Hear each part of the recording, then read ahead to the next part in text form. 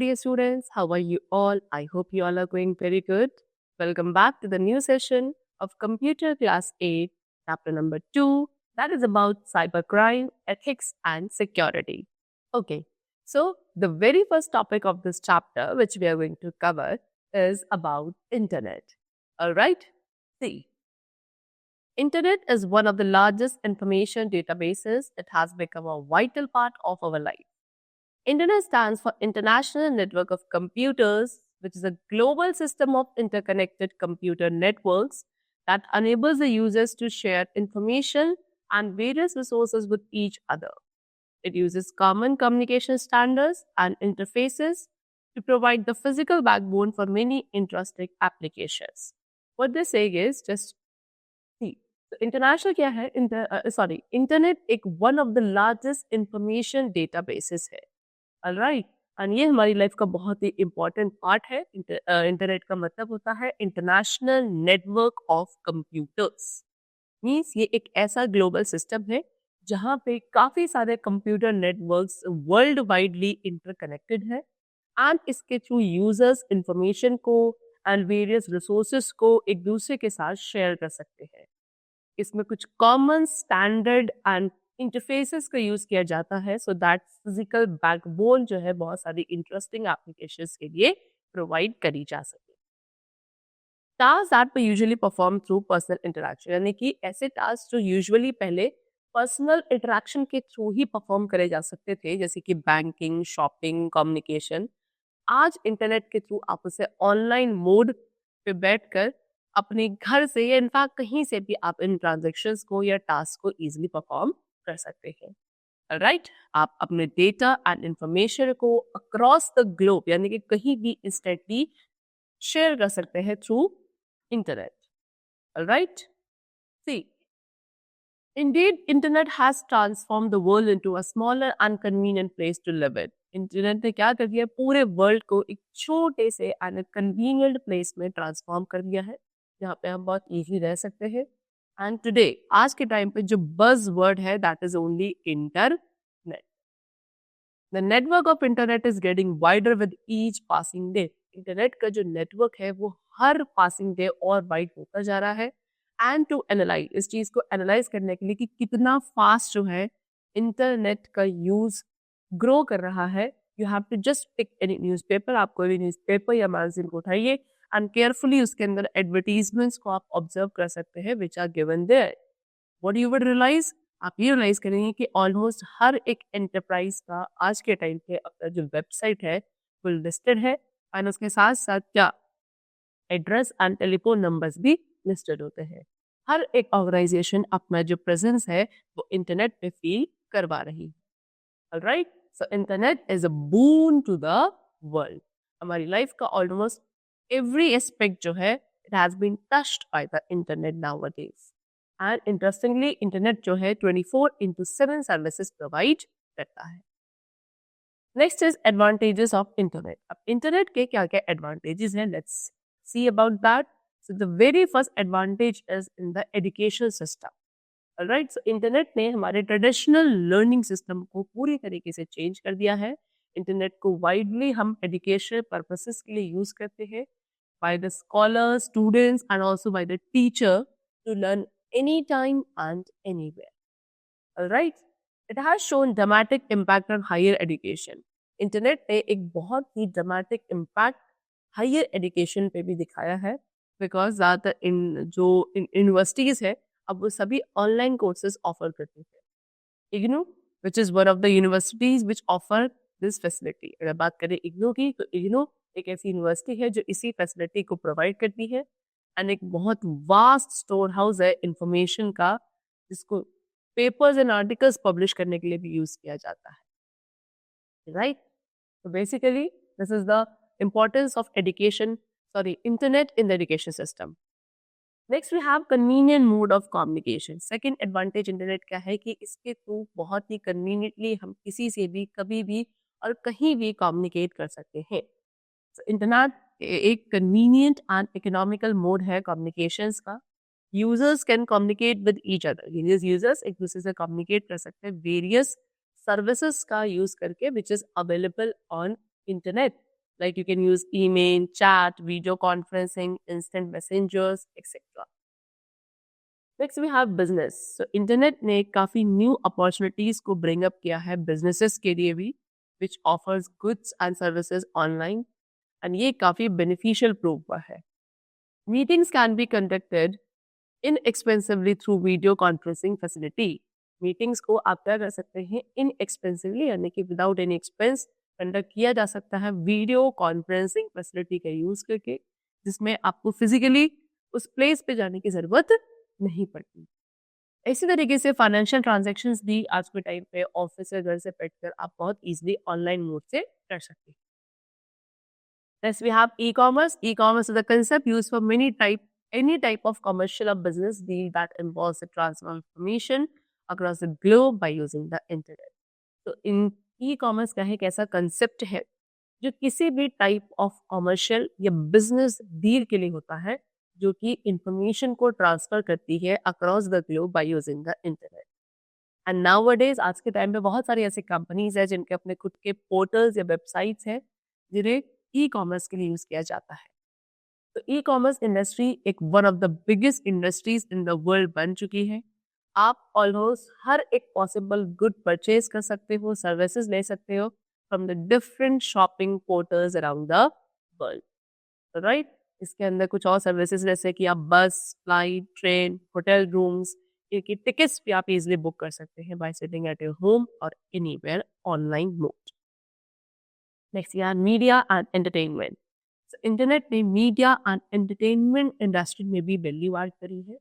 Alright, we can easily download games, videos, songs, you can visit chat room और you can surf the web.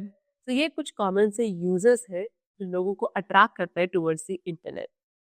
And उसके साथ साथ internet आपको एक और फैसिलिटी प्रोवाइड करता है that you can read different newspaper, magazines and books also in the online mode only. Next we have social networking. ये एक लेटेस्ट वे है जिसको कम्युनिकेट करने का. बेसिकली ये आपको एक प्लेटफॉर्म ऑफर करता है जहाँ पे एक इंडिविजुअल अपने फ्रेंड्स या किसी स्ट्रेंजर्स के साथ कनेक्ट कर सकते हैं on the basis of shared interest और व्यूज. फॉर एग्जाम्पल कुछ सोशल नेटवर्किंग साइट्स के यहाँ पे एग्जाम्पल्स आपको गिवन है, that is Facebook, Twitter, LinkedIn, Myspace etcetera. Next we have forum. Internet में फोरम एक ऑनलाइन डिस्कशन साइट है जहाँ पे लाइक माइंडेड पीपल यानी कि जो एक जैसे लोग होते हैं, एक जैसी सोच के लोग होते हैं, वो कॉन्वर्सेशंस होल्ड कर सकते हैं in the form of posted messages. Next we have health and fitness. So internet एक हेल्दी रोल भी अब प्ले कर रहा है in providing extensive information on health and fitness. Right, so various medical sites का यूज करके कोई भी एक पर्सन आज के टाइम पे वेरियस डिजीजेस की इंफॉर्मेशन ले सकता है, उन्हें कैसे क्योर किया जाएगा, क्या उनके प्रिकॉशनरी मेजर्स है. You can easily read about them on the internet nowadays. So these were some of the advantages of internet, and now next we are going to talk about what disadvantages of internet. See, internet के several advantages है हर एक individual के लिए, and ये काफी popular है in this modern world as we have discussed. But however, it is a tool which must be handled with caution. क्योंकि internet एक टूल है तो इसे बहुत कौशल के साथ हमें हैंडल करना है, बिकॉज इसका जो मिसयूज है वो बहुत हैजार्डियस हो सकता है. Alright, so some of the threats of internet have been discussed over here. Number 1, virus threat. तो ऑल द कंप्यूटर्स, वो सभी कंप्यूटर्स जो इंटरनेट के साथ कनेक्टेड है वो ज्यादा प्रोन होते हैं वायरस अटैक के लिए, जो कि आपके सिस्टम को क्रैश कर सकता है, डेटा लॉस हो सकता है. एंड ऑल्सो जो हार्डवेयर devices है कंप्यूटर की, they can also be malfunction. Next disadvantage is spamming. Spamming का मतलब क्या है, इसमें वो सारे unwanted emails को इंक्लूड किया जाता है जो कमर्शियल नेचर के होते हैं, लेकिन इनडिस्क्रिमिनेटली मल्टीपल मेलिंग लिस्ट को सेंड किए जाते हैं या इंडिविजुअल्स को या न्यूज ग्रुप. तो ये अननेसेसरली क्या करता है, सिस्टम के रिसोर्सेज को यूज करता है एंड उसके साथ साथ इसे कंप्यूटर वायरस या किसी अदर मलिशियस सॉफ्टवेयर को स्प्रेड करने के लिए भी स्पैमिंग का यूज किया जाता है. Next we have theft of personal information. So internet क्या है, is the main source of piracy, plagiarism and other evil issues related to privacy of information of an individual or an organization. But जैसे internet एक main source है जहाँ से piracy, terrorism या बाकी other evil issues किए जा सकते हैं, राइट, जो किसी इंडिविजुअल पर्सन या ऑर्गेनाइजेशन की इंफॉर्मेशन की प्राइवेसी से रिलेटेड होती है। तो किसी पे एक पर्सन को काफ़ी केयरफुल रहना चाहिए अपनी एक अदर पर्सन की इंफॉर्मेशन को हैंडल करते वक्त, जैसे कि आप किसी भी पर्सन का name, address, credit card number etcetera, right. तो आपको इन्हें बहुत ही क्या कॉशियस तरीके से ही इनको हैंडल करना चाहिए। आपको इन चीज़ों को पर्सनली किसी भी सोशल नेटवर्किंग प्लेटफॉर्म पे अपलोड नहीं करना चाहिए, बिकॉज इन्हें हैकर्स या जो क्रैकर्स होते हैं वो एक्सेस कर लेते हैं अपने पर्सनल मॉनेटरी गेन्स के लिए, राइट। एंड इससे इन एलिमेंट से क्या होता है, सिस्टम एप्लीकेशंस भी डिस्टर्ब होती है बिकॉज वायरस इस पे स्प्रेड हो जाता है एंड प्रोग्राम के लॉजिक्स एंड आउटपुट भी चेंज हो जाते हैं, right. Now next we have pornography. तो पोर्नोग्राफी एक मेजर इशू है जो कि इंटरनेट के थ्रू पोस्ट किया जाता है। काफ़ी सारी पोर्नोग्राफिक साइट्स है इंटरनेट पे जो कि इजीली फाउंड करी जा सकती हैं एंड ये बच्चों की मेंटल हेल्थ के लिए बहुत ही हैजार्डियस है। Let's say cyber terrorism, it cause a serious threat to the world nowadays. Cyber terrorism जो है एक सीरियस थ्रेट है वर्ल्ड के लिए आज के टाइम पर।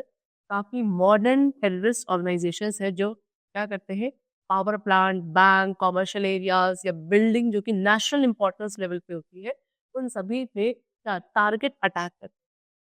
और ये कैसे किया जा सकता है, this can be conducted remotely with the help of mobile phone. ठीक है, मोबाइल फोन के थ्रू या इंटरनेट के थ्रू क्या बहुत इजीली साइबर टेररिज्म स्प्रेड किया जाता है, जो कि लेस एक्सपेंसिव भी है as compare to traditional terrorist methods, right. Next and last is time wastage. So although हमें इंटरनेट वेरियस सर्विसेज प्रोवाइड करता है, लेकिन स्टिल हम लोग जनरली अपना बहुत time and energy net surfing में वेस्ट करते हैं, राइट। इससे हमारा जो पर्सनल इंटरेक्शन है लोगों के साथ, उसमें हमें टाइम नहीं मिल पाता, उसमें वो पर्सनल इंटरेक्शन खत्म होने लगता है एंड ऑल्सो हमारी सोशलाइजिंग स्किल्स एंड हेल्थ को भी अफेक्ट करता है। These were the common disadvantages of internet. The next we have the topic that is of computer ethics. Alright. So the word ethics. So ये ethic word का मतलब होता है moral standards and principles that govern the conduct and behavior of an individual. तो सारे moral standard या principle जो किसी भी individual person के behavior को, conduct को govern करते हैं। और इसी तरीके से अगर बात करें कंप्यूटर एथिक्स की, तो कंप्यूटर एथिक्स एक सेट है प्रोसीजर, वैल्यूज एंड उन प्रैक्टिसेस का जो कंप्यूटर के यूज को रेगुलेट करते हैं, which is connected to the internet. तो some computer ethics are listed below. First of all, never steal anyone's data information. So पहला कंप्यूटर एथिक क्या है कि हमें किसी भी पर्सन की डेटा या इंफॉर्मेशन को स्टील नहीं करना है। सेकेंडली, किसी भी पर्सन का जो ओरिजिनल वर्क है, we should not copy and we should not claim it as our own creation, right. And then never use a computer to spy. कभी भी कंप्यूटर को स्पाई करने के लिए या अदर पीपल को हार्म करने के लिए यूज नहीं करना चाहिए। पायरेटेड या सस्पिशियस सॉफ्टवेयर का यूज भी अवॉइड करना है। नेक्स्ट, कोई भी सेंसिटिव या कॉन्फिडेंशियल इंफॉर्मेशन को ऑनलाइन शेयर नहीं करना है। Next, do not make wild insulting और एम्बैरेसिंग रिमार्क्स अबाउट एनीवन। किसी भी पर्सन के बारे में कोई इंसल्टिंग या एम्बैरेसिंग रिमार्क्स हमें नहीं देना चाहिए। हमें बहुत कर्टियस एंड रिस्पेक्टफुल रहना चाहिए when we are communicating online to any other person, right. Then next क्या है कि किसी भी कंप्यूटर रिसोर्सेज को विदाउट देयर कंसेंट, किसी भी अदर पर्सन के कंप्यूटर रिसोर्सेज को उनके कंसेंट के बिना we should not use. Next, do not open any email attachment. कोई भी ईमेल अटैचमेंट अगर आपको किसी अननोन या अनएक्सपेक्टेड सोर्स से रिसीव हुआ है, so you should not open it. And at the last, remain aware alert about various cyber attack. अलग अलग साइबर अटैक है जिनके बारे में अवेयर एंड अलर्ट हमेशा रहना चाहिए। So these are some of the computer ethics which should be followed by every person. Next is unethical computer practices or cyber crimes. तो students, internet is a vital resource. Internet एक बहुत vital resource है जिसके through हम data को search and access कर सकते हैं, राइट। इसने हमारे क्या, इंटरनेट की वजह से हमारे बहुत सारे टास्क बहुत सिंपल हो गए, जैसे कि sharing photographs, shopping, banking, sending messages. तो ये सारे टास्क जो है रियल टाइम में बहुत ईजी हो गए बिकॉज ऑफ इंटरनेट। हाउएवर लेकिन जो सबसे बड़ा ड्रॉबैक है इन ऑनलाइन एक्टिविटीज का वो क्या है कि इसकी वजह से हमारा जो पर्सनल डेटा है वो बहुत इजीली अवेलेबल हो जाता है ऑन द इंटरनेट, जिसकी वजह से वो इंफॉर्मेशन या पर्सनल डेटा जो है it becomes vulnerable to theft and breach of privacy. Right, moreover उसके साथ साथ कोई भी ऐसा जो सॉफ्ट मलिशियस इंटेंशन के साथ कोई पर्सन है तो वो बहुत इजीली हमारी ऑनलाइन एक्टिविटीज को ट्रैक भी कर सकता है। साइबर क्राइम का मतलब क्या है? टू एन अनएथिकल और illegal activity that involves a computer and a network. कोई भी ऐसी अनएथिकल या इलीगल एक्टिविटी जो कंप्यूटर एंड नेटवर्क के थ्रू करी जाती है, that is known as cyber crime. And इन एक्टिविटीज को क्या पनिशेबल बनाया गया by the law also. Right, so it is important to note कि कुछ इंस्टेंसेस में कंप्यूटर को हम क्राइम करने के लिए भी यूज करते हैं एंड कुछ केसेस में कंप्यूटर अपने आप में क्या है, क्राइम का टारगेट बन जाता है। Alright, so basically what is cybercrime? Cybercrime refers to an unethical or illegal activity that involves a computer and a network.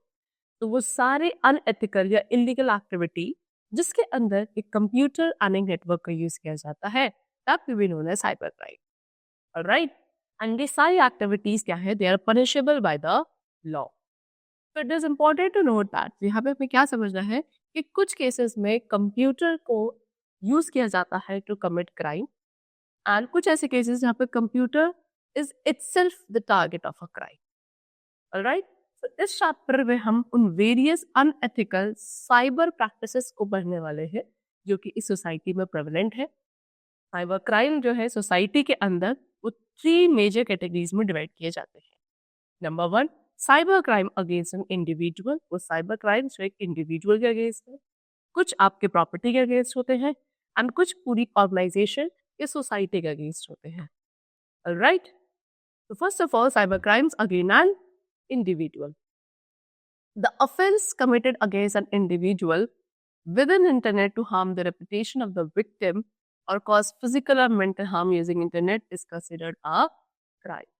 Alright, कि कोई भी ऐसा offense जो एक individual person के against किया जाता है and उसका जो intention होता है वो क्या होता है, उस person की, इस victim की reputation को harm करना या उस person को किसी भी तरीके का physical या mental harm करना, और वो भी ये सारी क्राइम जब इंटरनेट का यूज करके किया जाता है, then we call it that it is a cyber crime against an individual. Right, अब उसके बाद इस क्राइम को भी फर्दर कुछ कैटेगरीज में क्लासिफाई किया जाता है। That is number 1, spamming. Spamming क्या है? Spamming refers to sending unsolicited bulk emails indiscriminately. Spamming का मतलब होता है जब आप कुछ अनसॉलिसिटेड बल्क ईमेल्स इनडिस्क्रिमिनेटली भेजे जाते हैं। ऑलराइट, एंड मोस्टली स्पैम जो है एडवर्टीजमेंट कैरी करते हैं, बट कुछ स्पैम ऐसे हैं जो मालवेयर के कैरियर की तरह एक्ट करते हैं एंड इसका जो मेन गोल होता है वो होता है टू स्प्रेड मालवेयर, जैसे कि वायरसेस, बॉम्ब्स को स्प्रेड करना है कंप्यूटर सिस्टम के अंदर। एंड ये रिकमेंड किया जाता है कि कोई भी एक अटैचमेंट जो स्पैम के साथ आता है वो हमें ओपन नहीं करना चाहिए to avoid the danger of getting infected by an malicious software. Spam जो है आपके नेटवर्क बैंडविड्थ को वेस्ट करता है as well as the receivers time also. Alright, now what is this term malware? Malware का जो मतलब होता है वो आपका 2 वर्ड्स के कॉम्बिनेशन से बना होता है, that is malicious and software. तो बेसिकली मालवेयर क्या है? मालवेयर आपका various kinds of harmful, unsolicited and intrusive software है जिनको डेवलप किया जाता है या उनको लिखा जाता है किसी भी अदर यूजर को हर्ट करने के लिए या कोई मिसचीफ क्रिएट करने के लिए। And different types of malware are virus, trojan, worms, spyware, spam, and so on. Alright? Now, spamming can be inflicted in any of the following forms. So, spamming कैसे करी जा सकती है? See, so number 1, email spoofing. email spoofing क्या है? ये एक act है fraudulent emailing का, राइट, जहाँ पे ईमेल का ओरिजिन जो है हाइड कर दिया जाता है। सेंडर इंटेंशनली उस ईमेल के पार्ट्स को ऑल्टर करके भेजता है दैट वो एक इल्यूजन क्रिएट कर सके कि ईमेल किसी लेजिटिमेट सोर्स के थ्रू भेजा गया है, जैसे कि किसी कंपनी, बैंक या मैगजीन के थ्रू। ऑलराइट, हाउएवर लेकिन ये किसी न किसी साइबर क्रिमिनल के थ्रू सेंड किया गया होता है। एंड ईमेल स्पूफिंग के पीछे का जो मोटिव है दैट इज मलिशियस, राइट, यानी कि इसमें हमें क्या करना है, अदर पर्सन के सिस्टम में मालवेयर स्प्रेड करना है या उस पर्सन की जो डिटेल्स है, सेंसिटिव पर्सन डिटेल्स है, उन्हें गेन करना है। ये मोटिव या इंटेंशन होता है behind the email spoofing. Next we have email bombing. Email bombing भी एक मलिशियस एक्ट है जहाँ पे बल्कि ईमेल्स को रिपीटेडली भेजा जाता है पर्टिकुलर एड्रेस पर in a short period of time, and इसका एम होता है एक यूजर के इनबॉक्स को ओवरफ्लो करना, right. Next is flooding. Flooding का मतलब होता है where we it is a process of posting the same piece of text multiple time.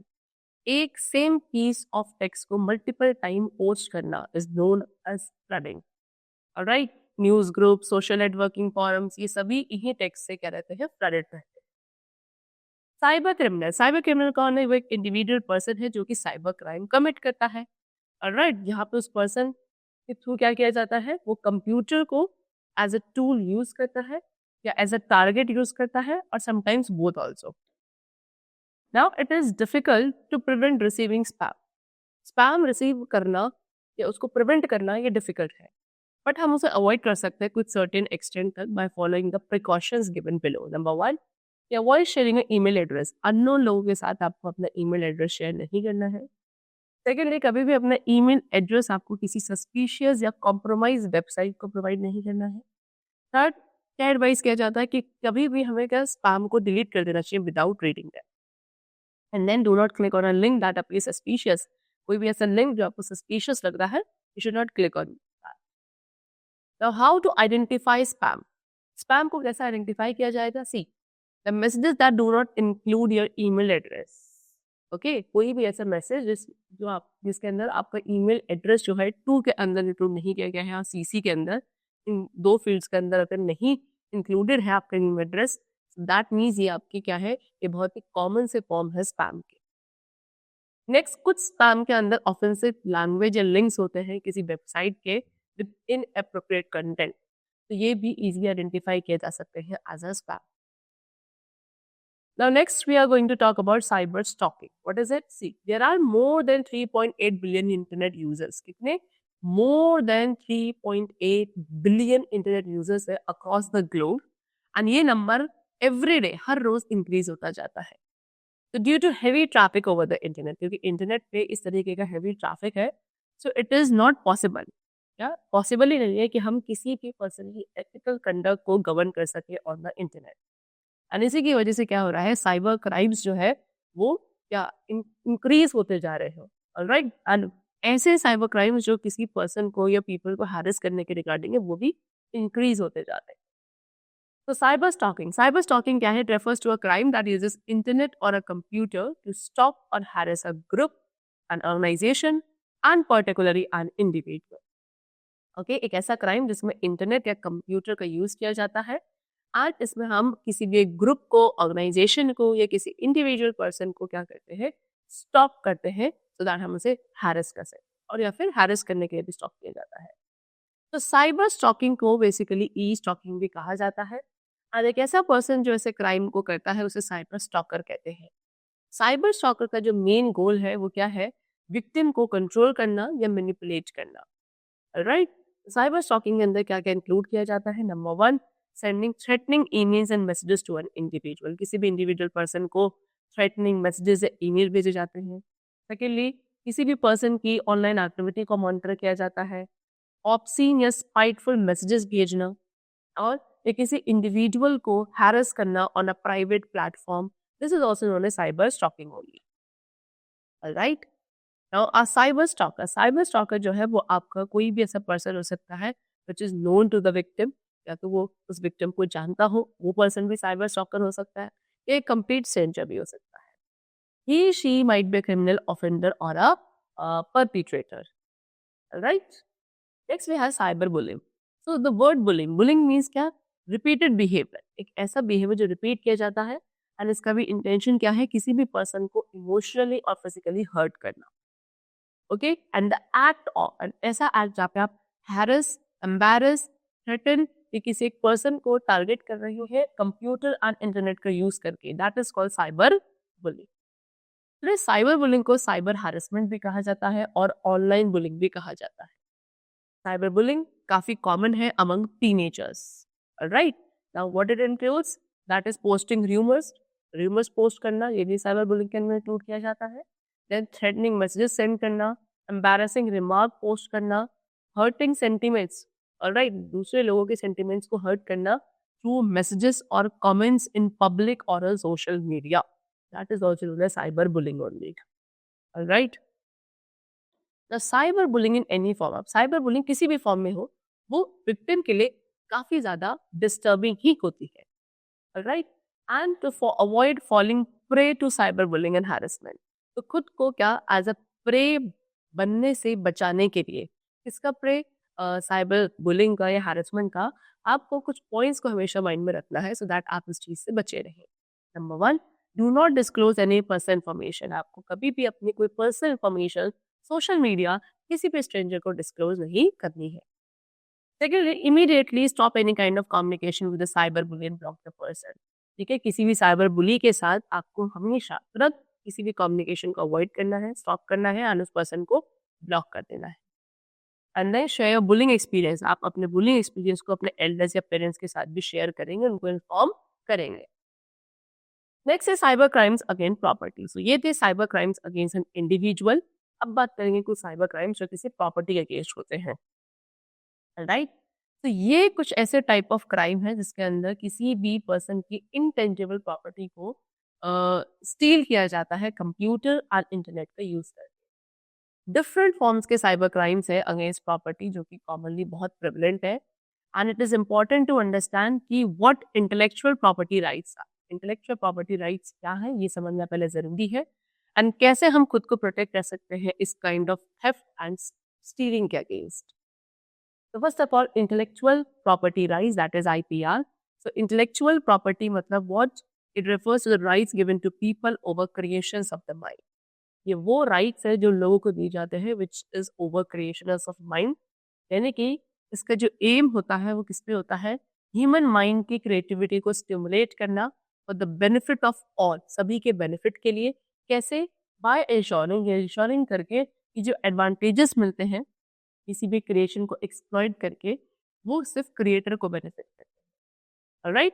So inventions, logos, design, literacy work, music, images, names जिन्हें हम commerce में use करते हैं, ये सभी इंटेलेक्चुअल प्रॉपर्टी के अंदर आते हैं। इंटेलेक्चुअल प्रॉपर्टी राइट्स जो है उन क्रिएटर्स को या ओनर्स को दिए जाते हैं जो कोई क्रिएशन करते हैं, तो उनके क्रिएशंस के लिए, राइट, ये प्रॉपर्टी राइट्स उन पर्सन्स को दिए जाते हैं for a limited period of time only. And intellectual property right का गोल क्या है? किसी भी इंटेलेक्चुअल क्रिएशन को प्रोटेक्ट करना from the unauthorised copying and piracy, and moreover ये आपके genuine idea, creativity and innovation को भी एनकरेज करते हैं। तो कितने types of intellectual property right है? Most commonly type of intellectual property right has been discussed over here. Number one is copyright. So copyright क्या है? कॉपीराइट एक लीगल टर्म है जो कि किसी भी लिटरेसी, ड्रामेटिक, म्यूजिकल, आर्टिस्टिक या ओरिजिनल वर्क को प्रोटेक्ट करने के लिए राइट्स प्रोवाइड करती है, ऑलराइट? सो कुछ प्रोटेक्टेड वर्क्स यहाँ पे जो है under copyright, they are play, advertisement, song, architectural design, software, movies, novels, photographs, alright?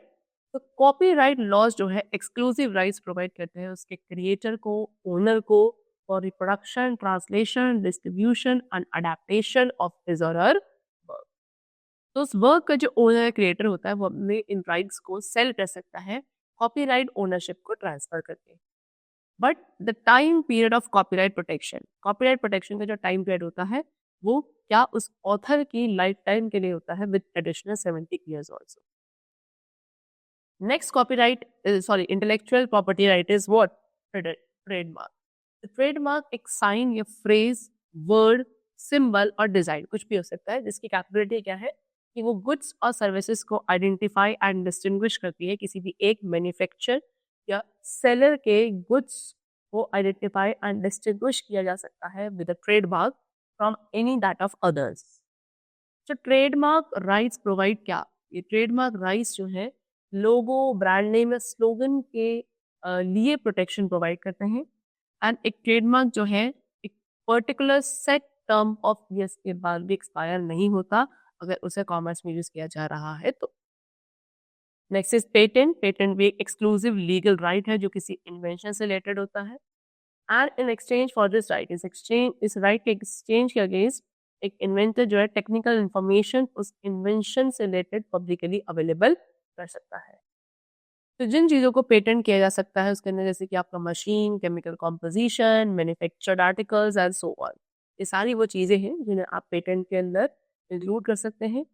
Patent rights जो है किसी भी एक गुड के ओनर या इन्वेंटर को वो राइट ग्रांट करती हैं, जैसे कि द राइट टू डिसाइड करना कि कैसे इन्वेंशन को यूज किया जाएगा by the other, right. And patent protection का जो टाइम पीरियड है इंडिया में that is 20 years from the date on which the application for the patent was file. Patent के लिए जिस दिन आपने एप्लीकेशन फाइल करी है उससे 20 ईयर, उसके बाद से 20 साल, अगले 20 साल तक के लिए आपको पेटेंट प्रोटेक्शन टाइम पीरियड मिलता है इंडिया में। एंड ये जो पेटेंट टर्म है इसको आप एक्सटेंड या एडजस्ट कर सकते हैं under certain circumstances also. Next is industrial design right. So industrial design right क्या करता है, ये कॉन्स्टिट्यूट करता है ऑर्नामेंटल और aesthetic aspect of an article को। ये एक राइट है जिसके थ्रू इंडस्ट्रियल ऑब्जेक्ट्स को आइडेंटिफाई एंड डिस्टिंग्विश किया जा सकता है on the basis of the shape, surface, pattern, colour और lines. So industrial design right का गोल क्या होता है, किसी भी पर्सन को प्रिवेंट करना फ्रॉम मेकिंग, सेलिंग और इम्पोर्टिंग आर्टिकल्स जिसमें एक डिजाइन होता है और वो आपके प्रोटेक्टेड डिजाइन की कॉपी भी हो सकती है। Next is trade secret. Trade secret भी एक पीस ऑफ कॉन्फिडेंशियल इंफॉर्मेशन है जो किसी भी कॉमर्शियल मेथड के रिगार्डिंग होती है एंड वो एक एंटरप्राइज या इकोनॉमिक एडवांटेज या एक कॉम्पिटिटिव एज प्रोवाइड करती है अपने कॉम्पिटिटर्स। अगर ट्रेड सीक्रेट लीक हो जाता है तो वो नेगेटिवली बिजनेस को अफेक्ट कर सकता है एंड एक ट्रेड सीक्रेट को डिस्क्लोज करना अनफेयर एंड इलीगल कंसिडर किया जाता है। ट्रेड सीक्रेट्स के अंदर usually sale method, consumer list, advertising strategies and manufacturing processes and so on, ये सभी इंक्लूड किए जाते हैं। Next is different forms of cyber crimes against properties. अब प्रॉपर्टीज के अगेंस्ट क्या different forms of cyber crime है। Number 1 identity theft. जैसे कि नेम से समझ में आ रहा है कि ये एक ऐसा टाइप ऑफ क्राइम है जहाँ पे क्रिमिनल किसी भी अदर पर्सन की आइडेंटिटी को स्टील कर लेते हैं फाइनेंशियल एडवांटेज लेने के लिए या कोई भी अदर बेनिफिट्स लेने के लिए by using a fake identity. तो मिलियंस ऑफ इंटरनेट यूजर्स हैं जो कि ऑनलाइन शॉपिंग करते हैं, मनी ट्रांजैक्शन करते हैं या पर्सनल इंफॉर्मेशन को शेयर करते हैं over social media, right. And ये सभी क्या है, they are prone to such attacks. तो आइडेंटिटी थेफ्ट के अंदर क्या इंक्लूड किया जाता है, जैसे किसी भी पर्सन की name, date of birth, bank detail, credit और debit card number, password, digital signature, fingerprint and so on, इन सभी को स्टील करना, this is all included in identity theft. And एक पर्सन की आइडेंटिटी को यूज किया जाता है उन क्राइम्स को कमिट करने के लिए which are against an organization और a nation. Next we have what, phishing. It is a fraudulent attempt. Phishing क्या है? फिशिंग एक फ्रॉडलेंट अटेम्प्ट है जिसे यूज किया जाता है इनोसेंट पीपल को ट्रिक करने के लिए उनकी सेंसिटिव इंफॉर्मेशन ऑब्टेन की जा सके, जैसे कि उनका user name, password, debit card और क्रेडिट कार्ड डिटेल्स। तो फिशिंग अटैकर खुद को डिस्गाइज करता है as a trustworthy entity, right, so that victim easily उनके ट्रैप में फंस जाए। फिशिंग अटैक जनरली क्या कैसे किए जाते हैं, इसमें ईमेल सेंड किए जाते हैं सो दैट क्या करा जाए, मलिशियस अटैचमेंट या लिंक को हम डिस्ट्रीब्यूट कर दें। एंड ये साइबर क्राइम इंपॉर्टेंट इंफॉर्मेशन को स्टील करने के लिए यूज किया जाता है so that financial damage cause हो सके एंड इवन दूसरे पर्सन के ईमेल अकाउंट को ब्लॉक भी किया जा सकता है by this fraudulent attempt of phishing. तो कुछ टिप्स यहाँ पे गिवन है so that you can avoid being a victim to phishing.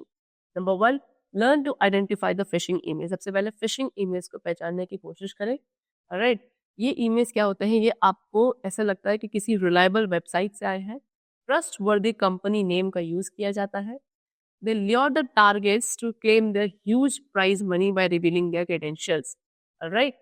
And in the target क्या होता है कि ये अपने काफी बड़े बड़े मनी प्राइज आपको दिखाते हैं सो दैट वो क्या कर सके कि आपके अकाउंट में उन्हें क्रेडिट कर दिया जाएगा।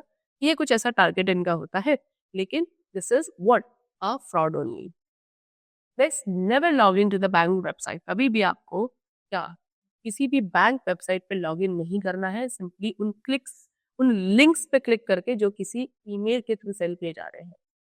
रिमेंबर, हमेशा याद रखना है कि बैंक कभी भी आपको आपके पासवर्ड, डेबिट या क्रेडिट कार्ड नंबर या कोई भी पर्सनल डिटेल शेयर करने के लिए नहीं बोलता है, राइट?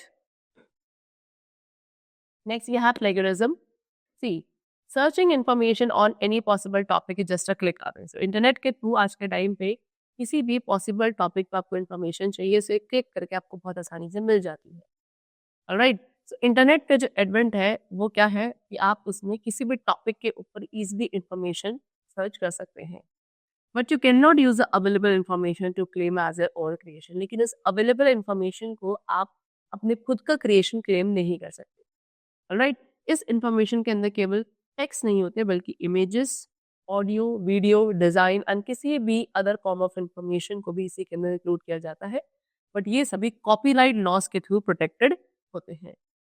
दिस मीन्स व्हाट कि अगर कोई भी पर्सन इस इंफॉर्मेशन को यूज करता है without obtaining written permission from the rightful owners या उनके एक्नॉलेजमेंट के बिना आप किसी भी इंफॉर्मेशन कैसे यूज कर रहे हैं, सो उसे हमें क्या माना जाता है कि आप किसी भी अदर पर्सन की क्रिएटिव प्रॉपर्टी को स्टील कर रहे हैं। एंड ये जो एक्ट है where you steal someone else intellectual property, this is known as plagiarism, alright? You can use the following tips to avoid plagiarism. Number 1, obtaining permission. तो सबसे पहला क्या है कि आपको किसी भी कॉपीराइट प्रोटेक्टिव क्रिएशन को यूज करने से पहले एक रिटन परमिशन उसके ओनर से लेना जरूरी है। सेकेंडली क्या है, bye sitting sources, means what कि एक्नॉलेजिंग द सोर्स। आपको पहले सोर्स को एक्नॉलेज करना है कि कहाँ से सर्टेन मटेरियल आइडिया को बोरो किया जा सकता है। Next is rephrasing. सो एक पर्सन क्या है कंटेंट को रिफ्रेज भी कर सकता है इंस्टेड ऑफ कॉपी के। Next is farming. फार्मिंग क्या है, ये भी एक फॉर्म ऑफ साइबर अटैक है जिसमें अटैकर्स जो है विक्टिम्स को रीडायरेक्ट करते हैं किसी भी मलिशियस या फ्रॉडलेंट वेबसाइट के through of their choice, even if they have entered the correct website URL. तो इस क्राइम का जो एम है वो क्या है, सेंसिटिव इंफॉर्मेशन को गेन करना। एंड फार्मिंग अटैक्स को अवॉइड करने के लिए हमेशा आपको लॉग इन क्रेडेंशियल्स जो है वही एंटर करने चाहिए जो जिनके वेबसाइट से जिनके यूआरएल HTTPS से स्टार्ट होते हैं। तो HTTPS में जो S है इसका मतलब होता है सिक्योर, एंड ये आपकी प्रोटेक्टेड साइट्स है जिनको एक लॉक आइकन के थ्रू इंडिकेट किया जाता है। Next, we have software piracy also. Piracy means what? Unauthorized duplication of products which are protected by intellectual property law. Alright? क्या उन सभी प्रोडक्ट्स का अनऑथराइज्ड डुप्लीकेशन जो इंटेलेक्चुअल प्रॉपर्टी लॉ के थ्रू प्रोटेक्ट किए जाते हैं, they are known as piracy. Software piracy मतलब एक अनऑथराइज यूज करना, डुप्लीकेशन करना या किसी भी सॉफ्टवेयर का डिस्ट्रीब्यूशन करना जो कॉपीराइट लॉस के थ्रू प्रोटेक्टेड था। मीन्स व्हाट, इसमें कॉपीराइट प्रोटेक्टेड सॉफ्टवेयर का यूज किया जाता है लीगली एंड किसी एक पर्सन को उसका लाइसेंस करने की जरूरत होती है उसको यूज करने से पहले।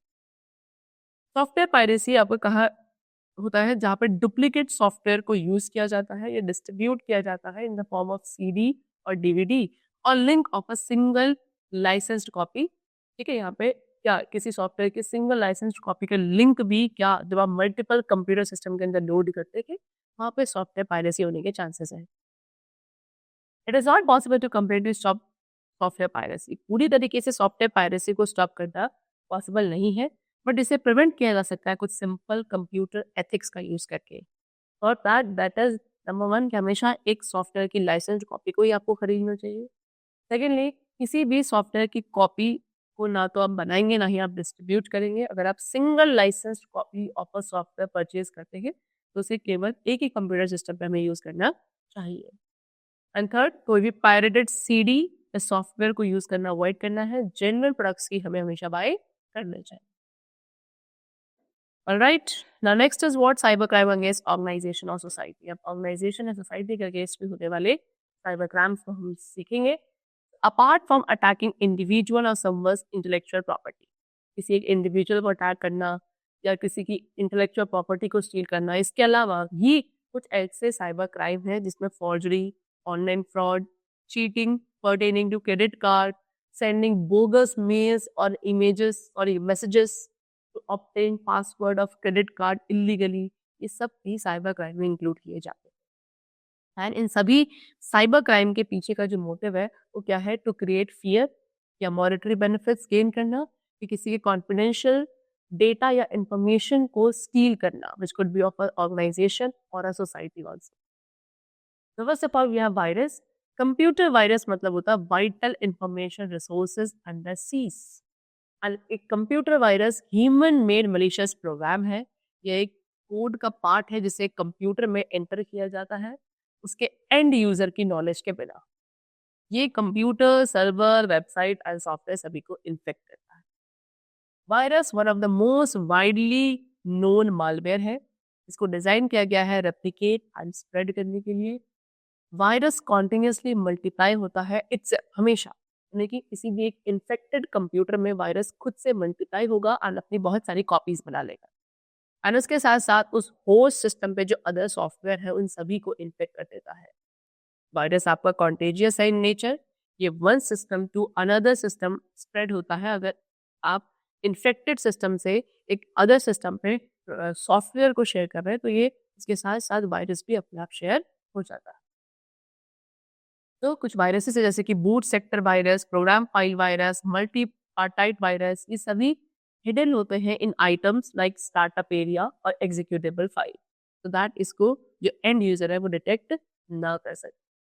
कुछ वायरसेस इनएक्टिव रहते हैं जब तक उन्हें एक स्पेसिफिक सिग्नल नहीं मिलता ट्रिगर करने के लिए, एंड कुछ वायरस हमेशा एक्टिव रहते हैं मेमोरी में as long as a computer is on. As soon as a computer turn off, जैसे ही कंप्यूटर को टर्न ऑफ किया जाएगा वायरस तो सिस्टम की मेमोरी से रिमूव हो जाता है। हाउएवर लेकिन ये उन इन्फेक्टेड फाइल और डिस्क से क्या रिमूव नहीं होते। इट मीन्स व्हाट, कि जब सिस्टम दोबारा रीस्टार्ट होगा तो वायरस दोबारा से एक्टिवेट हो जाएगा एंड ये वायरसेस जो है अदर फाइल्स एंड प्रोग्राम्स को भी इन्फेक्ट करते हैं in the system. Bottom line क्या है कि वायरसेस जो हार्मफुल है सिस्टम के लिए, बट कुछ वायरसेस, सभी वायरसेस डिस्ट्रक्टिव नहीं होते हैं। Next, we have what?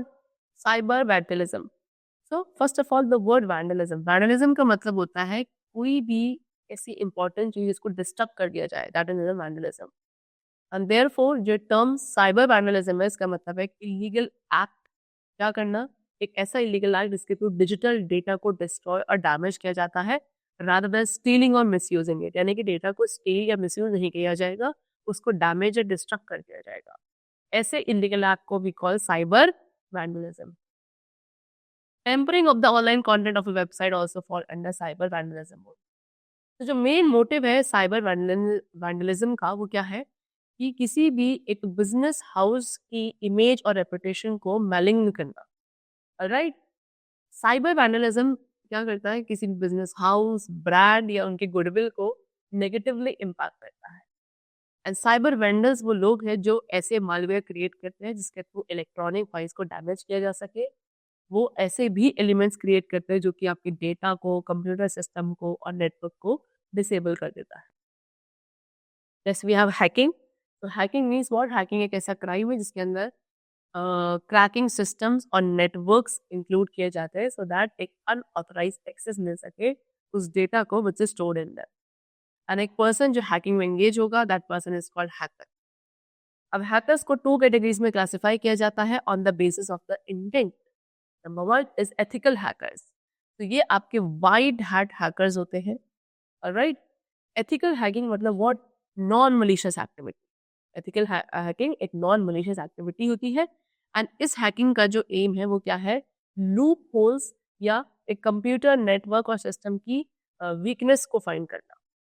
तो ये ऑपरेशंस परफॉर्म किए जाते हैं नेटवर्क की वल्नरेबिलिटी को टेस्ट करने के लिए और इसके बाद इन प्रॉब्लम्स को फिक्स कर दिया जाता है नेटवर्क की सिक्योरिटी को इम्प्रूव करने के लिए। एथिकल हैकिंग जो है क्या नेटवर्क का जो उस नेटवर्क ओनर जो है उसके पहले ही कंसेंट के साथ करी जाती है। Next we have crackers. Crackers आपके ब्लैक हैट हैकर्स होते हैं। ऑलराइट, एंड ये हैकर्स एक अनऑथराइज एक्सेस जो है गेन करते हैं कंप्यूटर सिस्टम में एंड उनका इंटेंट जो है मलिशियस होता है। क्रैकर का एम क्या है? फाइनेंशियल और पर्सनल इंफॉर्मेशन को भी स्टील करना, बैंक अकाउंट से फंड्स ट्रांसफर करना and so on. Next is cyber squatting. Cyber squatting एक परपेट्रेटेड है अगेंस्ट बिजनेस हाउस, स्पेशली वो बिजनेसेस जिनका एक लार्ज वेब प्रेजेंस है। एक ऐसा एक्ट है जहाँ पे रजिस्टरिंग, सेलिंग या एक डोमेन नेम का यूज किया जाता है एंड डिलिबरेटली ये ऑलमोस्ट आइडेंटिकल होता है किसी भी already existing popular trademark name के लिए जो किसी भी समवन एल्स यानी किसी अदर पर्सन को बिलोंग करता हो। अब ये डोमेन नेम्स को क्रिएट किया जाता है ह्यूज मनी क्रिएट करने के लिए, सो दैट सब्सटेंशियल ट्रैफिक को इंटरनेट पे डाइवर्ट कर दिया जाए to the cyber squatter site. For example www.yahoo.com ये ओरिजिनल डोमेन है, लेकिन साइबर स्क्वैटर इसे क्या कर देगा, yahoo.in.com में चेंज कर देगा।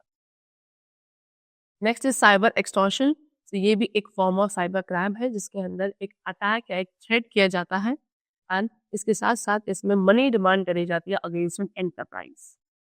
तो साइबर एक्सटॉर्शन आपका रैंसमवेयर और डिनाई ऑफ सर्विस के थ्रू कमिट किया जाता है। अटैकर सिस्टम रिसोर्स को ब्लॉक कर देता है एंड फाइल को एनक्रिप्ट करता है एंड इवेंचुअली इसके बाद विक्टिम फेल हो जाता है अपने डेटा को एक्सेस करने के लिए। ओनली ये तभी कर पाएगा जब रैंसम जो है अटैकर को पे करेगा, तब आपको विक्टिम को एक डिस्क्रिप्शन की मिल पाती है। Next is what cyber terrorism. अब साइबर टेररिज्म क्या है, ये भी एक टेररिस्ट एक्ट है, ऑलराइट, जिस जो इलेक्ट्रॉनिकली होता है। Cyber terrorism against organization, individual, business house and even government establish के अगेंस्ट तक हो जाते हैं एंड इसको यूज किया जाता है फियर एंड वॉयलेंस क्रिएट करने के लिए, जिसमें इवन क्रिटिकल इंफ्रास्ट्रक्चर का भी लॉस होता है। तो जितने भी साइबर टेररिज्म के एक्ट हैं वो कैसे किए जाते हैं, कंप्यूटर सिस्टम को मैनिपुलेट करके एंड ये अटैक आपके एनोनिमस होते हैं, एग्जीक्यूट किए जा सकते हैं from 1000 miles away also from the target and ये attacks are very difficult to track. Now next we come to what cyber security.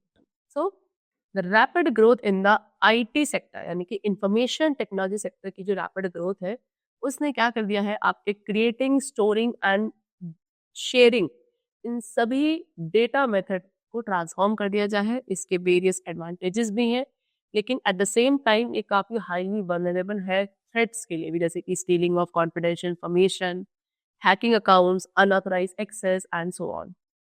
Therefore क्या है, ये एसेंशियल है कि आपको साइबर सिक्योरिटी की एक अच्छी नॉलेज होना चाहिए।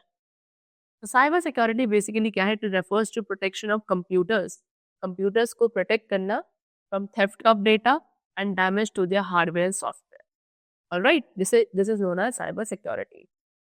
Over a period of time के साथ काफ़ी सारी ऐसी टेक्नोलॉजीज हैं जिनको डेवलप किया गया है नेटवर्क की इंटीग्रिटी को प्रोटेक्ट करने के लिए, कंप्यूटर्स, डेटा एंड प्रोग्राम्स को वायरस अटैक से प्रोटेक्ट करने के लिए, अनऑथराइज्ड एक्सेस से प्रोटेक्ट करने के लिए and also from the potential damage. Basically कुछ cyber security technologies and programs हैं जो यहाँ पर डिस्क्राइब किए गए हैं। Let's see first of all antivirus. So the term antivirus, ये जो टर्म एंटीवायरस है इसका मतलब होता है एक सॉफ्टवेयर जिसको यूज किया जाता है किसी भी मलिशियस सॉफ्टवेयर को आइडेंटिफाई, प्रिवेंट, रिमूव और डीएक्टिवेट करने के लिए। एंटीवायरस को हम एंटी मालवेयर सॉफ्टवेयर भी कहते हैं। किसी भी एक कंप्यूटर को एंड डेटा को वायरस अटैक के अगेंस्ट प्रोटेक्ट करने के लिए ये आपका one of the top priorities है, व्हाट, एंटीवायरस। एंड देयरफॉर ये रिकमेंड किया जाता है कि आपको इफेक्टिव एंटीवायरस सॉफ्टवेयर अपने कंप्यूटर में इंस्टॉल करना चाहिए। सो क्या बेनिफिट है एंटीवायरस को इंस्टॉल करने का, कि ये आपके सभी मलिशियस सॉफ्टवेयर को क्या करता है, प्रिवेंट करता है from damaging valuable information and important files which are stored in your system. Basically जब आप किसी भी इस टाइप के मलिशियस सॉफ्टवेयर को प्रिवेंट या रिमूव करते हैं, उससे आपका कंप्यूटर सिस्टम क्या रहता है, प्रॉपरली फंक्शन कर पाता है। कुछ वेरियस एंटीवायरस सॉफ्टवेयर यहाँ पे गिवन है जो मार्केट में अवेलेबल है। For example Quick Heal, Kaspersky, Norton, McAfee, AVG antivirus, all these are some antivirus software which are available in the market. तो एंटीवायरस सॉफ्टवेयर क्या करते हैं, नंबर वन, ये उन फाइल्स एंड प्रोग्राम्स को एग्जामिन करेंगे, ऑलराइट, जैसे आप इन्हें ओपन करते हैं, एक्सेस करते हैं, कॉपी या डाउनलोड करते हैं, तो किसी भी फाइल या प्रोग्राम को सबसे पहले एग्जामिन किया जाता है by the antivirus only. Then कोई भी इनकमिंग ईमेल है अटैचमेंट के साथ जो आया है उसको भी स्कैन करता है एंटीवायरस। देन सारी फाइल्स एंड एप्लीकेशन जो आपके कंप्यूटर में है उन सभी को स्कैन करता है सो दैट कोई वायरस अगर है तो उसे डिटेक्ट किया जा सके। एंड देन आपके कंप्यूटर से वायरस को रिमूव करना is also a function of antivirus. Next is features of antivirus. तो एंटीवायरस एक one of the most essential part है कंप्यूटिंग का, एंड इसलिए काफी इंपॉर्टेंट है कि आप एक इफेक्टिव एंटीवायरस सॉफ्टवेयर को चूज करें। Different types of antivirus software जो है डिफरेंट लेवल की प्रोटेक्शन एंड फीचर्स ऑफर करते हैं। सभी एंटीवायरस सॉफ्टवेयर इक्वली कैपेबल नहीं है कि वो कंप्यूटर को मालवेयर या किसी अदर साइबर थ्रेट से प्रोटेक्ट कर सके। तो किसी भी एंटीवायरस सॉफ्टवेयर को परचेज करने से पहले मेक श्योर कि उसके अंदर ये सभी फीचर्स हो। Number 1, real time scanning. Alright, ये सबसे ज़्यादा डायनेमिक फीचर है एक अच्छे एंटीवायरस सॉफ्टवेयर का। ये रिपीटेडली कंप्यूटर सिस्टम को चेक करता है कि इसके अंदर कोई मलिशियस एंटिटीज ना हो, एंड ये फीचर्स किसी भी मालवेयर की एंट्री को रिस्ट्रिक्ट करता है in the computer system. Second feature है ऑटोमेटिक अपडेट, यानी कि हर day every day new types के मालवेयर्स जो है इमर्ज होते हैं जिन्हें हम डिटेक्ट नहीं कर पाते, या जो हमारा एंटीवायरस का ओल्डर वर्जन है वो डिटेक्ट नहीं कर पाता। इसीलिए एंटीवायरस सॉफ्टवेयर को फ्रीक्वेंट अपडेट्स की रिक्वायरमेंट है सो दैट ये सभी लेटेस्ट वायरस जो कंप्यूटर सिस्टम्स में आते हैं उनको ट्रैक एंड डिटेक्ट कर सके टू इरेडिकेट देम। सो इसीलिए एडवाइस किया जाता है कि हमेशा एंटीवायरस सॉफ्टवेयर अगर आप इंस्टॉल कर रहे हैं तो वो ऐसा एंटीवायरस सॉफ्टवेयर हो जो कि अपने आप ऑटोमेटिकली अपडेट्स को इंस्टॉल कर सके and very frequently also. Next we have protection for multiple apps. So एक एंटीवायरस जो है कैपेबल होना चाहिए कि वो पूरे सिस्टम को स्कैन कर सके, various apps and services, all of those which are installed on a computer system. Next, fight against all types of malware. तो काफ़ी सारे ऐसे एंटीवायरस प्रोग्राम्स हैं जिन्हें डिज़ाइन किया जाता है कि वो कुछ स्पेसिफिक टाइप के मालवेयर पर टारगेट करते हैं। They may fail to detect and remove the other types, लेकिन वो बाकी किसी भी अदर टाइप के मालवेयर प्रोग्राम को डिटेक्ट या रिमूव नहीं कर पाते, कुछ स्पेसिफिक के लिए ही उन्हें बनाया गया होता है। तो इसीलिए एक अच्छा डिसीजन वो होगा अगर आप एक ऐसे सॉफ्टवेयर को चूज करें जो कि ऑलमोस्ट सभी टाइप्स के मालवेयर को डिटेक्ट और रिमूव कर सके। So these are the features of a good antivirus software. Next is firewall. When a computer is connected to a network or internet, जब आपका कंप्यूटर एक नेटवर्क और इंटरनेट के साथ कनेक्टेड है तो वो वल्नरेबल हो जाता है various kind of unauthorized access और थ्रेट की। एंड ऐसे सिचुएशन में एक फायरवॉल बहुत वाइटल रोल प्ले करता है। फायरवॉल एक सिक्योरिटी सिस्टम है जो आपके कंप्यूटर को प्रोटेक्ट करेगा किसी भी अनऑथराइज्ड एक्सेस से ओवर नेटवर्क और इंटरनेट। जितने भी अनऑथराइज्ड वेब यूजर्स होते हैं या इलिसिट सॉफ्टवेयर होते हैं उन सभी को फायरवॉल ब्लॉक कर देता है from gaining access to a private network which is connected to the internet. So firewall आपका इम्प्लीमेंट किया जा सकता है एज अ हार्डवेयर और सॉफ्टवेयर और even a combination of both.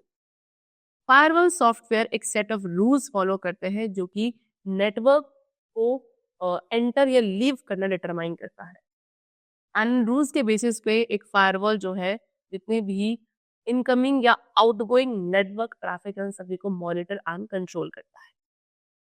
Next we have encryption software. So data की safety जो है वो सबसे ज़्यादा इंपॉर्टेंट है एज यू नो। तो कभी कभी ऐसे चांसेस होता है कि डेटा अपनी प्राइवेसी को लूज कर देता है while being transmitted across a computer network और इंटरनेट। तो वहाँ पे इंक्रिप्शन मेथड यूज किया जाता है डेटा को प्रोटेक्ट करने के लिए from an unauthorized access. And encryption क्या है? इंक्रिप्शन एक स्टेप अहेड है, यानी कि फायरवॉल से ज्यादा एक अच्छा बेटर स्टेप है in terms of data security और सेफ्टी, राइट। तो बेसिकली इंक्रिप्शन एक ऐसी टेक्निक है जिसको यूज किया जाता है प्लेन टेक्स्ट या किसी भी अदर डिजिटल डेटा को रीडेबल फॉर्म से एनकोडेड वर्जन में कन्वर्ट करने के लिए। अब जो प्लेन टेक्स्ट है उसे हम अनएनक्रिप्टेड डेटा बोलते हैं, जिसको एनक्रिप्ट किया जाता है एनक्रिप्शन एल्गोरिदम एंड एनक्रिप्शन की का यूज करके। एंड डेटा का जो एनकोडेड वर्जन है उसको हम डिकोड नहीं कर सकते या कोई भी अदर एंटिटी रीड नहीं कर सकती जब तक उस पर डिक्रिप्शन की नहीं हो। अब यूजर इंफॉर्मेशन जो कि इंक्रिप्शन मेथड के थ्रू प्रोटेक्टेड है उसके अंदर क्या क्या इंक्लूड किया जाता है? That is password, banking, payment credentials से कोई भी इंफॉर्मेशन जिसको आप प्राइवेट या सेंसिटिव रखना चाहते हैं तो आप उन सबको इंक्रिप्ट कर सकते हैं। नेक्स्ट यहाँ बायोमेट्रिक भी security identification and authentication device है। बायोमेट्रिक डिवाइस जो है ऑटोमेटेड मेथड्स यूज करती है किसी भी एक पर्सन की आइडेंटिटी को ऑथेंटिकेट करने के लिए which is based on unique physiological trait और कैरेक्टरिस्टिक। तो ये सारे कैरेक्टरिस्टिक्स के अंदर fingerprints, iris print, facial images and voice recognition को इंक्लूड किया जाता है। एंड ये जो कैरेक्टरिस्टिक है पर्सन के, वो सबसे पहले डेटाबेस में सेव होते हैं एंड उसके बाद एक बायोमेट्रिक डिवाइस आप उस पर्सन के बायोलॉजिकल एलिमेंट को मेजर करते हैं आइडेंटिफिकेशन को वेरीफाई करने के लिए। अगर इनपुट मैच हो जाता है डेटाबेस के साथ तो पर्सन को सिस्टम के अंदर एक्सेस प्रोवाइड किया जाता है, एक स्पेसिफिक प्रेमिसेस के अंदर एंट्री मिलती है। ऑथेंटिकेटिंग अ पर्सन आइडेंटिटी, जब आप किसी एक पर्सन की आइडेंटिटी को ऑथेंटिकेट करते हैं बायोमेट्रिक डिवाइस का यूज करके, तो उसके अंदर उस पर्टिकुलर पर्सन की फिजिकल अपीयरेंस होना जरूरी है at the time of identification. Next is password. तो आप अपने सेंसिटिव एंड प्राइवेट इंफॉर्मेशन को पासवर्ड का यूज करके भी प्रोटेक्ट कर सकते हैं। पासवर्ड आपकी फाइल्स को प्रोटेक्ट करता है, राइट, जिसे आप चाहते हैं कि कोई भी उसे अनऑथराइज्ड पर्सन एक्सेस ना कर सके, तो आप उसे पासवर्ड के थ्रू प्रोटेक्ट कर सकते हैं। पासवर्ड एक स्ट्रिंग ऑफ कैरेक्टर्स है जिसके अंदर लेटर्स, नंबर्स या स्पेशल सिंबल्स का यूज किया जाता है। पासवर्ड्स का यूज करते हैं हम यूजर की एक्सेस को ऑथेंटिकेट करने के लिए टू एनी डिवाइस और प्रोग्राम, राइट। अगर पासवर्ड जो उस यूजर ने एंटर किया है वो उस कोड के साथ मैच नहीं कर रहा है जो डेटाबेस में ऑलरेडी सेव है, तो यूजर को अप्रूवल नहीं मिलता उस फाइल या प्रोग्राम को एक्सेस करने। तो the use of password, password का यूज क्या इंश्योर करता है कि डेटा आपका प्रोटेक्टेड रहे फ्रॉम अनऑथराइज्ड एक्सेस। एंड ये रिकमेंड किया जाता है कि आप पासवर्ड्स को हमेशा यूज करें, ऐसे पासवर्ड्स को यूज करें जो आप खुद याद रख सकें एंड उसके साथ साथ बहुत स्ट्रॉन्ग पासवर्ड। पासवर्ड्स को हम काफी सारे पर्पसेस के लिए यूज करते हैं, जैसे कि logging into online accounts such as banking, email ID, social networking and so on. उसके साथ साथ एप्लीकेशंस, डेटाबेस एंड नेटवर्क को एक्सेस करने के लिए भी पासवर्ड का यूज किया जाता है। एंड एटीएम कार्ड के जब आप यूज करते हैं मनी विड्रॉ करने के लिए, ऑनलाइन शॉपिंग के लिए, then also passwords are used. Next is backup. Backup क्या है? बैकअप एक कॉपी है इंफॉर्मेशन की या उस डेटा की जो कंप्यूटर में स्टोर्ड है एंड जो आपको हेल्प करता है ओरिजिनल डेटा को रिट्रीव करने के लिए इन केस आप उसे एक्सीडेंटली लॉस कर देते हैं या वो वायरस के थ्रू इन्फेक्ट हो जाता है। एंड इट इज रिकमेंडेड कि आप डेटा बैकअप इनक्रिप्ट रखें सो दैट उसको आप क्या एक सिक्योर एक्सेस आपको बाद में मिल सके। Next is cookies. कुकी ये क्या है? स्मॉल फाइल है जो ऑटोमेटिकली वेबसाइट के थ्रू सेंड करी जाती है एंड यूजर के कंप्यूटर तक थ्रू अ वेब ब्राउजर जब भी वो सेम वेबसाइट के साथ कनेक्टेड होगा। तो बेसिकली ये उस यूजर की स्पेसिफिक डेटा को as a text file store रखती है। कुकीज जनरली लेटर यूज के लिए सेव होती है।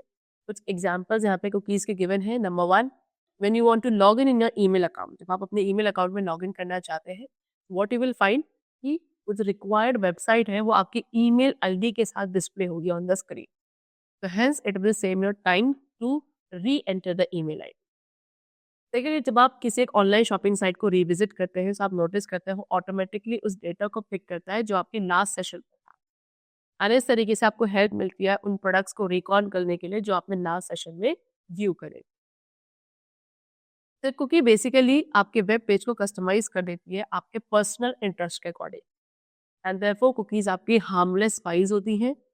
हाउएवर, लेकिन अगर एक कंप्यूटर सिस्टम मल्टीपल पीपल के थ्रू यूज किया जाता है तो एक पर्सन की कुकीज फोल्डर को अदर यूजर्स स्कैन कर सकते हैं and then they may try to look for the password of sensitive documents and also they can hijack the account, right. इसलिए एडवाइजेबल किया जाता है कि आपको कुकीज को फ्रीक्वेंट इंटरवल पर डिलीट कर देना चाहिए, दैट प्रिवेसी थ्रेट आपके डेटा को, इंफॉर्मेशन को ना रहे, right. Next is digital footprint. See, as you know footprint क्या है? फुटप्रिंट वो इम्प्रेशन होता है जो आपके फुट या शू के थ्रू वहाँ पे ग्राउंड पे या सरफेस पे रह जाता है। सिमिलरली डिजिटल फुटप्रिंट क्या है? एक इम्प्रेशन है या इंफॉर्मेशन है उस पर्सन के बारे में जो इंटरनेट पे एग्जिस्ट कर रहा था, ऑलराइट, इसके थ्रू अपनी ऑनलाइन एक्टिविटी के थ्रू। तो ये इंफॉर्मेशन आपकी ऑनलाइन ट्रांसमिट करी जाती है, जैसे कि filling a registration form, email attachment, online shopping, commenting on a social networking site, okay, uploading video, digital images etcetera. So all of which, ये सभी ऐसी एक्टिविटीज है जो एक उस पर्सन की पर्सनल इंफॉर्मेशन को क्या लेफ्ट ओवर रख देती है and it makes available to the other. And ये इंफॉर्मेशन डेटाबेस में लॉग इन हो जाती है एंड एक डिजिटल फुटप्रिंट को आप डिजिटल डॉजियर भी कहते हैं। डिजिटल फुटप्रिंट्स को कैटेगराइज किया जाता है active and passive data traces में। एक्टिव वंस वो डेटा ट्रेसेस है जो यूजर इंटेंशनली छोड़ता है, जैसे कि email, chat, Facebook, blog post, ये कुछ वेज है जिसके थ्रू एक user active digital footprint create करता है। पैसिव डेटा ट्रेसेस जो होते हैं जो एक इंडिविजुअल के साथ कनेक्टेड है एंड ये जनरेट किए जाते हैं थ्रू अदर पर्सन या कोई यूजर ऑनलाइन एक्टिविटी के थ्रू गैदर किए जाता है विदाउट हिज नॉलेज। तो कुछ एक्टिविटीज हैं जो कि पैसिव डेटा ट्रेसेस क्रिएट करती हैं, for example including the surfing site. जब आप सर्फिंग साइट को किसी भी साइट को सर्फ करते हैं फॉर ऑनलाइन और फॉर ऑनलाइन शॉपिंग और फॉर सर्चिंग इंफॉर्मेशन एक्सेट्रा, तो यहाँ पे आप क्या कर देते हैं, अपने पैसिव डेटा ट्रेस को छोड़ देते हैं। Implications of digital footprint. अब डिजिटल फुटप्रिंट के क्या क्या इम्प्लीकेशंस है, तो एज डिस्कस्ड अबव जितनी भी ऑनलाइन एक्टिविटीज हैं वो सभी क्या करती हैं, आपके फुटप्रिंट्स को या इंफॉर्मेशन ट्रेसेस को लीक करती है। एंड ये इंफॉर्मेशन ट्रेसेस को पॉजिटिवली और नेगेटिवली किसी भी तरीके से यूज किया जा सकता है। So before indulging in any activity, किसी भी एक्टिविटी में इंडल्ज होने से पहले एक पर्सन को अपने उसके आउटकम के बारे में सोच लेना चाहिए। So now there are the guidelines given below by you being online. Number 1, never post. कभी भी कोई silly या abusive comment post नहीं करना है। Secondly, tune the privacy settings of your social media account. आपके social media account की जो privacy settings हैं उनको आपको हमेशा tune in रखना चाहिए, इस तरीके से कि आपकी केवल फैमिली और फ्रेंड्स ही आपके पोस्ट एंड पिक्चर्स को देख सके। नेक्स्ट, कभी भी एक इनअप्रोप्रिएट वेबसाइट पे लॉग ऑन नहीं करना चाहिए। कोई इनएप्ट पिक्चर आपको अपलोड नहीं करनी है एंड कोई भी स्ट्रेंजर से अगर आपके पास फ्रेंड रिक्वेस्ट आती है, you should not accept that friend request, right. So be vigilant and extra conscious. जब भी आप क्या करते हैं, ऑनलाइन होते हैं, तो आपको विजिलेंट एंड एक्स्ट्रा कॉन्शियस होना चाहिए, ऑलराइट, क्योंकि आपकी केयरलेसनेस या इग्नोरेंस जो है कोई भी नेगेटिव डिजिटल फुटप्रिंट जनरेट कर सकती है जो आपकी रेपुटेशन को स्पॉइल कर देगी। एंड उसके साथ साथ ये आपके जो एडमिशन है किसी भी प्रेस्टिजियस कॉलेज में आगे लेने के लिए जो चांसेस होते हैं कि आपको एक अच्छी जॉब मिले, एक प्रेस्टिजियस कॉलेज में आपको एडमिशन मिले, ठीक है, उसके चांसेस भी इफेक्ट हो जाते हैं अगर आप एक नेगेटिव डिजिटल फुटप्रिंट छोड़ देते हैं ऑन दी ऑनलाइन और internet. Alright? So that was all about what cyber crime and cyber securities, which we have completed in a very detailed manner today. And I hope you must have understood the importance of cyber security. Alright? So let's meet in the next session with a new topic. So then keep going well, learn well, and thanks to everyone.